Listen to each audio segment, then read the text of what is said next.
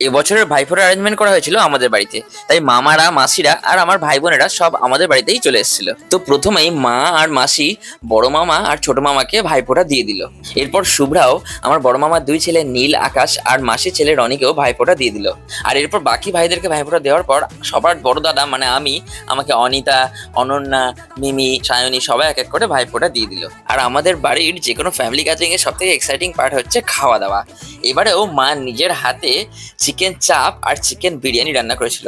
আর মায়ের হাতের বিরিয়ানি আর চিকেন চাপ এতটাই দুর্ধর্ষ হয়েছিল যে দোকানকেও হার মানায়। শেষ পাতা ছিল চাটনি, পাঁপড়, মিষ্টি, দই, পান আর কোল্ড ড্রিঙ্কসও। এরপর সবার যে যার বাড়ি ফিরে যাওয়ার পালা, কিন্তু তার আগে আমাদের ছাদে গিয়ে আমরা ভাই বোনেরা মিলে বেশ কিছু বাজি ফাটিয়ে নিলাম। যার মধ্যে সব থেকে বেস্ট ছিল এই পিকক বাজিটা, আর ছিল একটা শেল যেটা আকাশে গিয়ে দুর্দান্তভাবে ফাটলো। যদিও আমার ভাইফোঁটা কিন্তু এখনো শেষ হয়নি, এরপরে ভাইফোঁটার সেকেন্ড পার্ট নিয়ে আসছি নেক্সট মিনি ব্লগে। তো চ্যানেলটা সাবস্ক্রাইব করে রেখো। বাই।